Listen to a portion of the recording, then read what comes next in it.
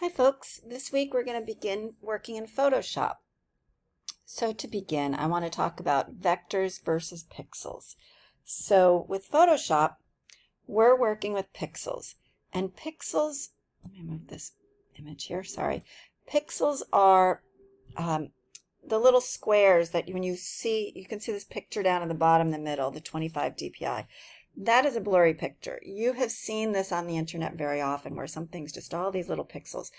But all the digital images you're seeing have those pixels. It just depends on how clear the resolution is. So the higher the DPI, which stands for dots per inch, or it could be PPI, pixels per inch, the more pixels you have, the better quality your image is. So up on the top left, there's 300 pixels per inch, and down in the far right on the bottom, there's only 1 pixel per inch. So you can see how it's looking at that same image and it's finding in that one area the color that dominates that one area, and putting all those square colors together, it forms this image.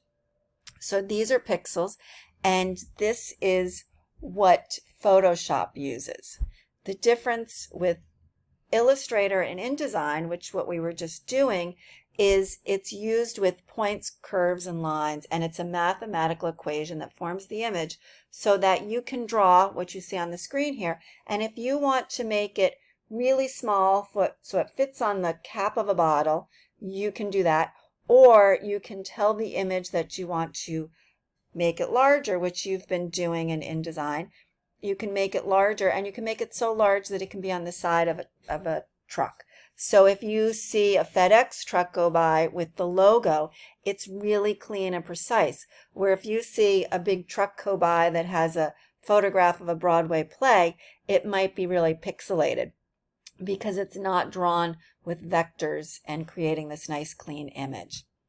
So in Photoshop, you're going to have to be managing the pixels and making compromises with it. So the first thing I want to talk about is the light and shadow in Photoshop. So here is an image, and if you look at it closely, it looks like a bit of a composite. It looks like somebody's drawing of a room, but then there are images in there that look very photographic. So the bed and the covers on that bed look very photographic. The images on the wall look like they're photographed. So this is a composite. So it's taken a drawing that was done in a CAD program and then overlaying Photoshop images using Photoshop into this image. So this one right here, this is a image where you can see the drawing on the left, the CAD drawing, and it has an idea of what this room is going to look like. They've thought about the lighting, the different furniture, and you see that there's natural lighting coming in here too. So that window in the back is creating a dramatic light that has been created, sort of interpreted and guessed at what it would look like in Photoshop.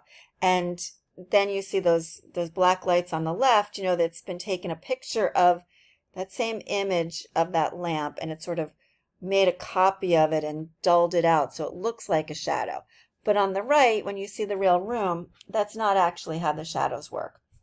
So when you just have this drawing, you're sort of guessing what those shadows would be based on what you know about light. So these shadows in the room on the right, there's no light. There's no artificial light source on in the room, so the only lighting in that room is coming from the window, where in the room on the left, they're sort of thinking, oh, if we did have these lights on, where would those shadows be cast? So going on to another image here, I wanted to show you, this is also, you know, a digitally created image. It doesn't look like a photograph. It's too soft and it's not a good resolution. You can see it's pretty fuzzy, so that's where resolution comes in. So this fuzzy image here that I got from the internet, you can see the light that's been created though. So in this drama, you can see it really feels like daylight. And why does it feel like daylight?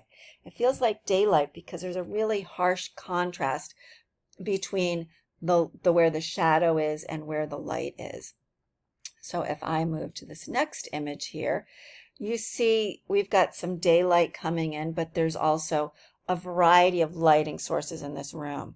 So if you look toward the bank of windows in the back, it's creating this we know that's outdoor light because it's got such a white to it. Really, you can't imitate that bright white that you get from natural light. And what's the surface of that floor look like? It's a shiny floor. That bright white is reflecting off of that floor. Where you see that white light in the garden on the left, it doesn't have that, it's not reflecting off of the pebbles or whatever that surface is in the garden the way it is off of the shiny floor. So now if we look at that bank of windows in the back again, and you look up to those spotlights that are shining down, that are very warm, there's a yellow to that light. So that's the color of that light that's being created, not from nature. And also it's very hot. You can see those spotlights. So that light isn't necessarily lighting the room, but it's creating a dramatic effect on that, on the wall up there. And now we've also got lighting to the right where you can also see the hits of light, and it's a cooler light hanging on the that marble wall. And now I want you to look at the light on the furniture. So if you see that bench, it's got a very soft light that's more gradual, and it looks like it's some sort of leather or pleather material because it's absorbing the light more than the light bouncing off of the clear floor. So these are all things that you are going to be interpreting in your work and trying to think, all right, what is this material? How would that light be affected on it? So you can really shine up a floor by playing with the brilliance of that light on the floor. So here's another envisioned image space. It's not a photograph, but we can really, one of the things that stands out to me in this image is this tree branch, this tree trunk and branches. It's really dramatic. And so one of the things that it's telling me is, oh, there's really this natural presence in this space. It's very modern and clean, but they're really trying to bring the outdoors in by highlighting that tree. And also it's very dramatic, that light. So they're really showing that there's a lot of light pouring into that space.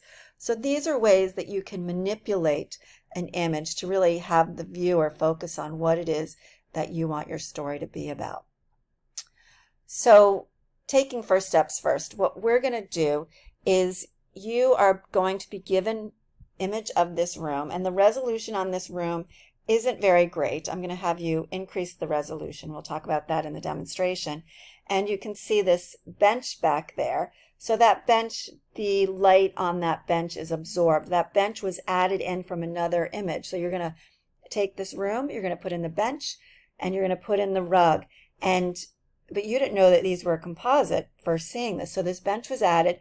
You have to get rid of the white background that's around this bench, and then you're going to add those shadows. Notice that there's a shadow of the leg of those benches, and so that floor is reading as quite shiny because of the way that shadow is not diffused, but those lines coming from the legs of the bench are pretty sharp. And then on that rug, there's also a shadow on that rug, and that's more diffused. So you're going to, because the rug is more of a texture to it, so you're going to be paying attention to these, and I'm going to take you through step by step how to create this, okay? I hope you do well. Look forward to seeing your work.